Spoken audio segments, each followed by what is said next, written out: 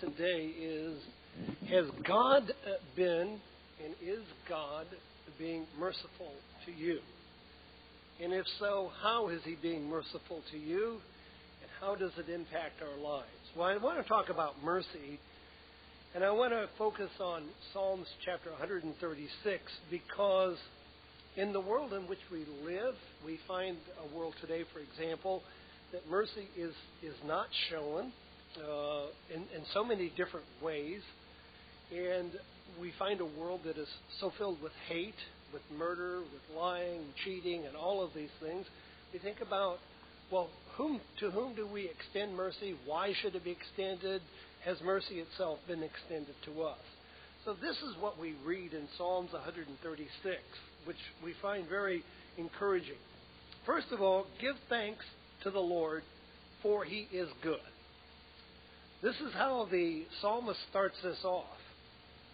His love endures forever. Give thanks to the God of gods. His love endures forever. Now, in my NIV version, it says love all the time, but in the King James, it says time and time again, His mercy endures forever. Give thanks to the Lord of lords. His love endures forever. To Him who alone does great wonders, His love endures forever. Who by His understanding made the heavens, His love, or His mercy, endures forever. Who spread out the earth upon the waters, His, again, mercy endures. Who made great lights, the sun to govern the day, the moon, the stars. To Him who struck down the firstborn of Egypt, His love, His mercy endures forever. Who brought Israel out from among them.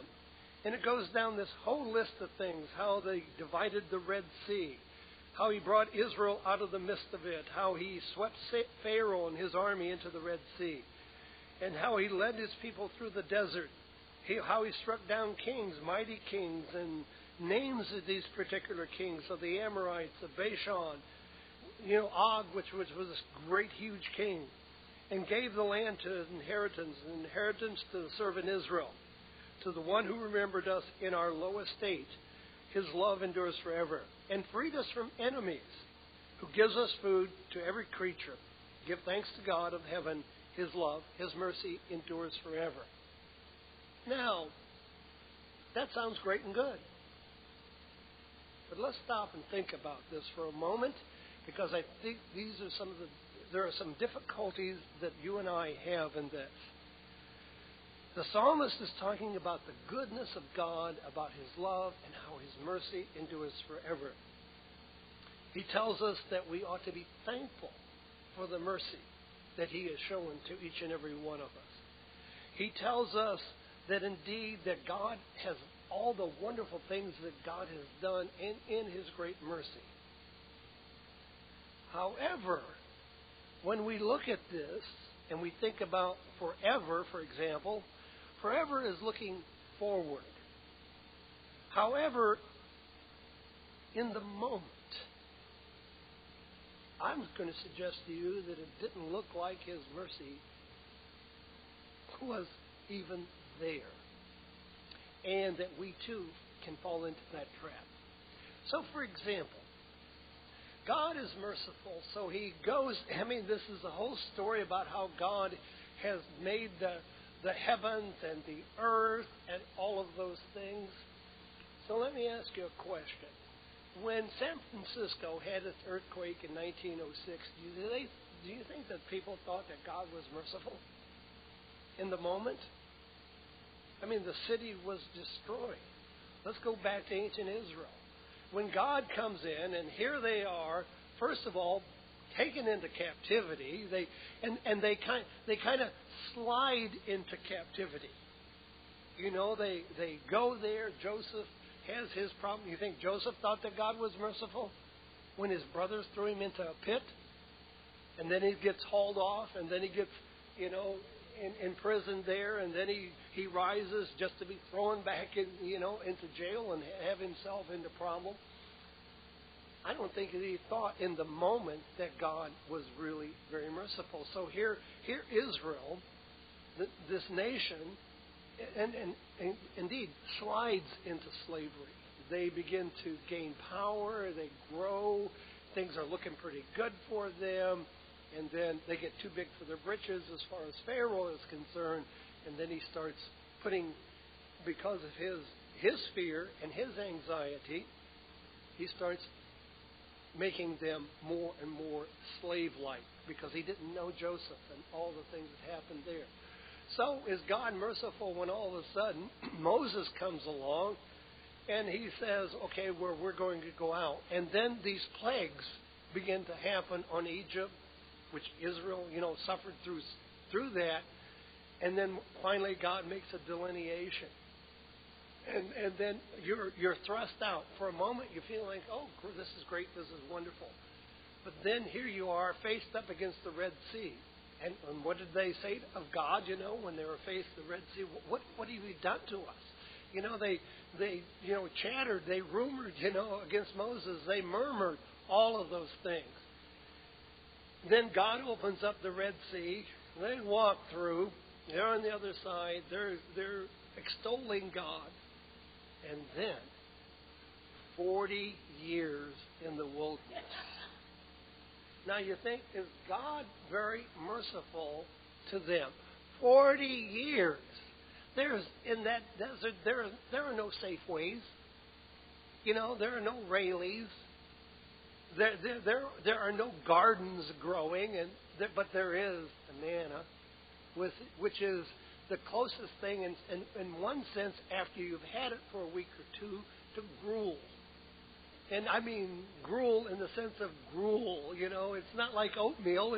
It's manna, and you have the tendency to diminish it, to say the least. So you're thinking, oh God, you're so merciful to us. Here we are out in the baking sun. It's like living in Palm Springs before there's a Palm Springs, or Las Vegas before there's a Las Vegas. There's no city. There's no roadside parks. There's none of that. It's like 2 miles to the rest area. And we got all the facilities. Oh, no, your rest area is right there. You got to look at how that's going on. So, this author, this psalmist is talking about how God has done all these things and His mercy endures forever. Well, it's easy to say that when you look back. When you look back, in the moment, it does not appear that God is so merciful to us. And I think it's important for us all to understand that as well. And when we look back, and I'm going to suggest that all of us, when we look back upon our lives, at the great mercy that God has extended to all of us, which in the moment we really can't see, and we don't appreciate. In his book, C.S. Lewis on the Great Divorce, he talks about how God turns every agony into His glory. And we think, and it's like the serenity prayer where we think, that, it's so tough on us. And then we look back and realize that God has been carrying us through situations in our life. And here's the difference in this, and it's important for us to recognize this. I believe that people who have a relationship with God and to recognize what God is doing, like Israel, they look back on it and they claimed how great their God was, and indeed God was in that very moment, and all of those things. But the blessed say that God has always been merciful to me. That's what the blessed really say and understand. That we're able to look back, and even in a hardship, we say God has been very merciful in these situations in all of our lives. And I think it makes a difference in how we live life, how we appreciate what God is doing in His mercy. Because mercy isn't mercy unless we act upon it and we have a sense of appreciation for what God has done. And so let me give you an example that God is not a mean God, and God is not like maybe some of us or some of the situations that we have found ourselves in. Feeling the blues today, or tired of life already? Do you have questions about life, or need spiritual advice? The Worldwide Church of God is located in Fairfield, Santa Rosa, and Modesto, California.